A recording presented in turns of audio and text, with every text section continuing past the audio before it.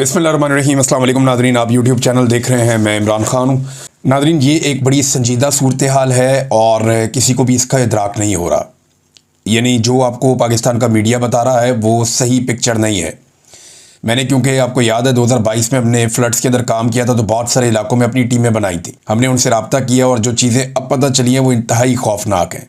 वो इतनी खौफनाक हैं कि सूबाई हुकूमत को या वफाकी हुकूमत को या पाकिस्तान की इस्टेब्लिशमेंट को या तो उनका अंदाज़ा नहीं है या वो पब्लिक को बताना ही नहीं चाहते कि पाकिस्तानियों के साथ इस वक्त हो क्या रहा है। भारत की जानिब से जो 3 दरिया हैं जिनमें अभी तक तुगयानी आई है, एक दरिया में पानी बढ़ा है और दरिया सिंध में भी पानी बढ़ा है। उसका रीज़न ये है कि पाकिस्तान में भी काफ़ी बारिशें हुई हैं। मकबूजा कश्मीर में बारिशों की वजह से जो एक फ़्लो है वो दरिया झेलम में भी आया, लेकिन दरिया झेलम में सैलाब नहीं आया। दरिया चनाब में मज़ीद पानी भारत की जानिब से दाखिल हो रहा है और लगातार वहाँ पे पानी का फ़्लो बढ़ रहा है। जो वहाँ से इत्तलात आई हैं दरिया चनाब से वो ख़तरनाक हैं। जम्मू में तूफ़ानी बारिशें शुरू हो चुकी हैं और ये जो पानी है ये दरिया चनाब में आएगा, जबकि एक पानी बहुत बड़े पैमाने पर दाखिल होने वाला है दरिया सतलुज में, क्योंकि भारत में जो दरिया ब्यास का इलाका है वहाँ पे बहुत बड़े पैमाने पे कैशमेंट एरिया बना है। वो जो कैशमेंट एरिया बना तो वहाँ बारिश हो रही है और उस कैशमेंट एरिया का जो वहाँ से पानी है वो सीधा पहुँचेगा दरिया सतलुज में और दरिया सतलुज में एक बहुत बड़ा रेला इस वक्त भी गुजर रहा है। अब जब मैं आपसे बात कर रहा हूँ तो अगले चंद घंटों के अंदर पाकिस्तान के तीनों दरियाओं में पानी का जो फ़्लो है वो बढ़ जाएगा और भारत की जानिब से मज़ीद पानी आएगा। डिपेंड करता है कि भारत कितना पानी छोड़ता है और कितने पानी को रोकता है। अभी तक क्योंकि भारत के अंदर भी सैलाब वाली सूरत हाल है, वहाँ पे जम्मू से लेकर नीचे पंजाब तक और वहाँ से राजस्थान तक ये पूरी पट्टी में पानी फैला हुआ है और यही पानी पाकिस्तान की जानिब दरियाओं में छोड़ा जाता है। तो 3 दरियाओं की जो सिचुएशन है वो अब आपके सामने, और उसकी वजह से पूरा का पूरा पंजाब, लगभग अपर पंजाब को छोड़ के नीचे जितना पंजाब का इलाका है वो सारा का सारा बहुत बुरी तरह मुतासर हो रहा है।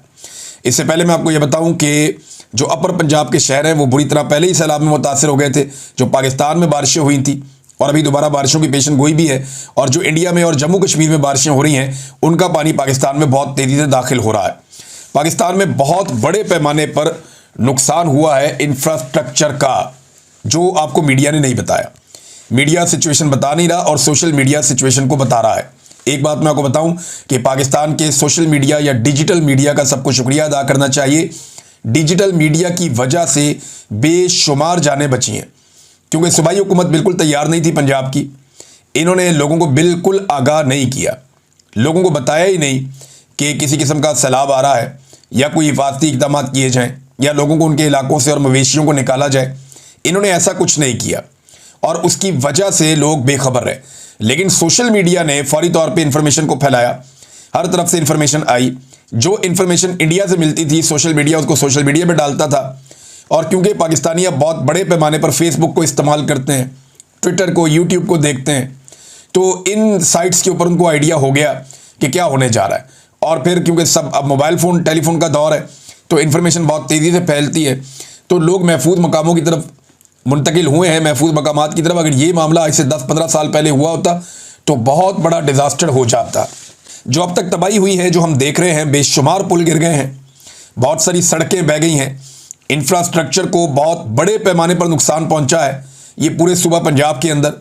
और ये जितना नुकसान हुआ है ये अभी बताया नहीं जा रहा, बल्कि हुकूमत इन चीज़ों को छुपा रही है। हुकूमत के पास 2 रास्ते हैं।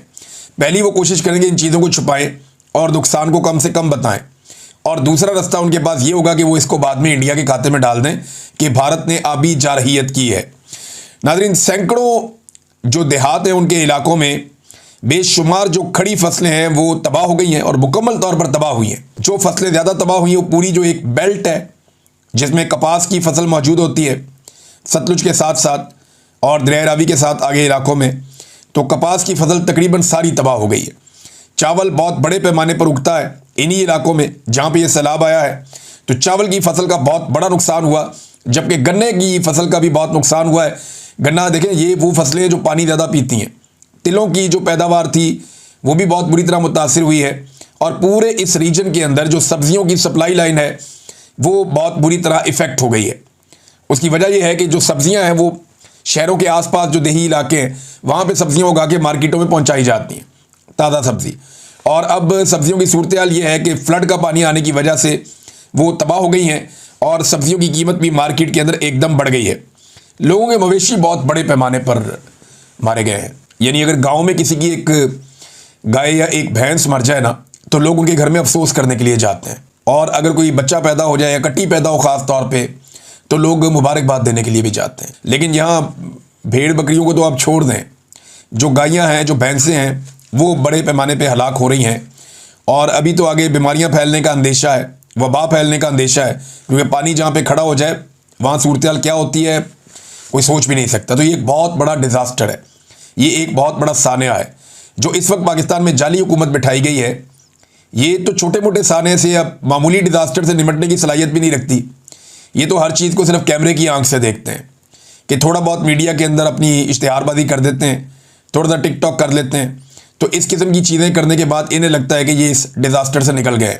लेकिन ये जितना बड़ा सानिया है, इस सानिया के ऊपर इससे बड़ा सानिया ये है कि पाकिस्तान की मिलिट्री एस्टेब्लिशमेंट ने एक जाली हुकूमत पाकिस्तान पर मुसल्लत की हुई है, जो इतने संजीदा हालात में भी जाली कार्रवाइयाँ डाल रही है। यानी जो गंदम स्टोर की गई थी उसके ऊपर से भी पानी गुजर गया, वो भी तबाह हो गई। जो ज़रूरी आलात और मशीनरी है किसानों की, वो बड़े पैमाने पर तबाह हुई है।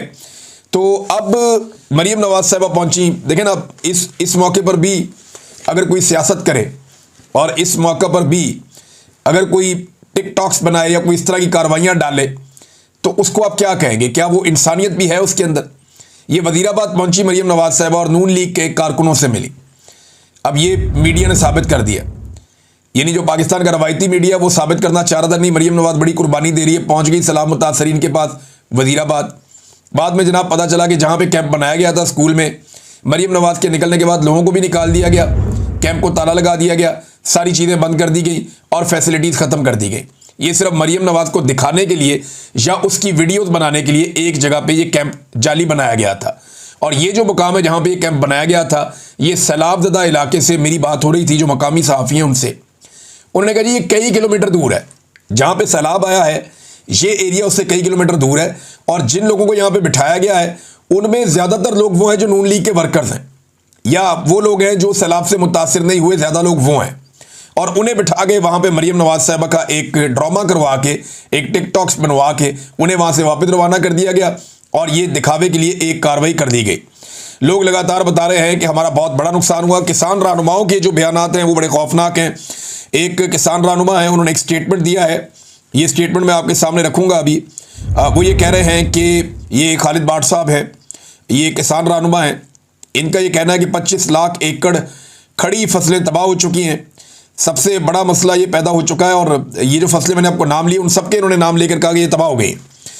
एक और चीज़ वो जो कह रहे हैं कि सैलाब आने से पहले ये काम शुरू हो गया था, जैसे ही किसान से गंदम उठाई माफिया ने, तो अब गंदम की कीमत लगभग 75% बढ़ गई है। यानी इस वक्त जो गंदम की कीमत है वो बता रहे हैं कि 3500 रुपये फ़ी मन तक पहुंच गई है। ये 2000 रुपये फ़ी मन थी, 2021 लोगों ने बेचारों ने इससे भी कम में बेची हैं। किसान से गंदम खरीदने के लिए तैयारी कोई नहीं था, लेकिन जैसे ही माफिया ने किसान से सस्ती गंदम उठाई तो 2 महीनों के अंदर इसकी कीमत तकरीबन डबल हो गई। आप मुझे बताएं कि दुनिया का वो कौन सा कारोबार है जिसमें 2 महीने में जो आप पैसा लगाएं वो डबल हो जाए?